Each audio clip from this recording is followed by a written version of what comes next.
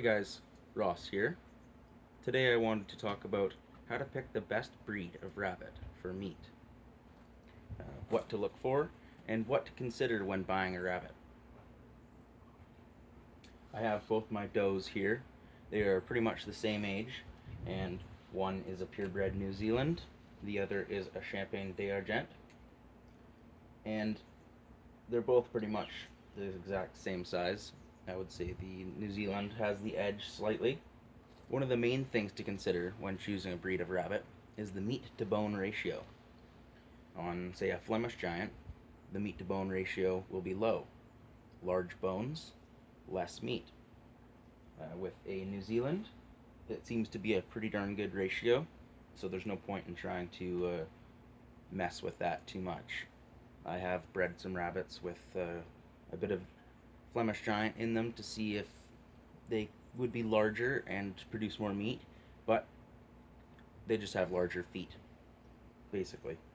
In my area, there aren't very many rabbits for sale, so I decided to go with a couple breeds that could produce some nice pet rabbits as well. Therefore, when I get a litter, I post them online and I sell a few, which pretty much pays for my rabbit food.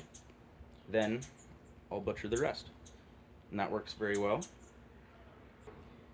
And if you have all white rabbits, you can save the hides, tan them, and even sell them. So here we have the offspring from the previous rabbits. These guys are almost 3 months old, and these are almost 2 months old. At almost 3 months old are at their prime when it comes to butchering them and roasting them up. But as you can see, these guys would sell pretty well if someone's looking for a pet rabbit. These guys, not so much, but you'd be surprised how friendly kids are to their red eyes and white fur. Another thing to consider is that when these guys have the red eyes like this, they are a little more sensitive to the sun. You always want to provide them with shade, and I won't keep them in the sunlight here for too long with no shade. Now here's a good side-by-side comparison. This is a purebred New Zealand male. He's 5 months old. And here is a New Zealand Californian Flemish Giant mix, and he's 4 months old, just over 4 months old. So they're pretty much the same size, month difference. The one on the left here with the Flemish Giant in it has far bigger feet. Its back feet are twice the size of the New Zealand's. So I think a lot of its weight goes into extra bone growth and things like that.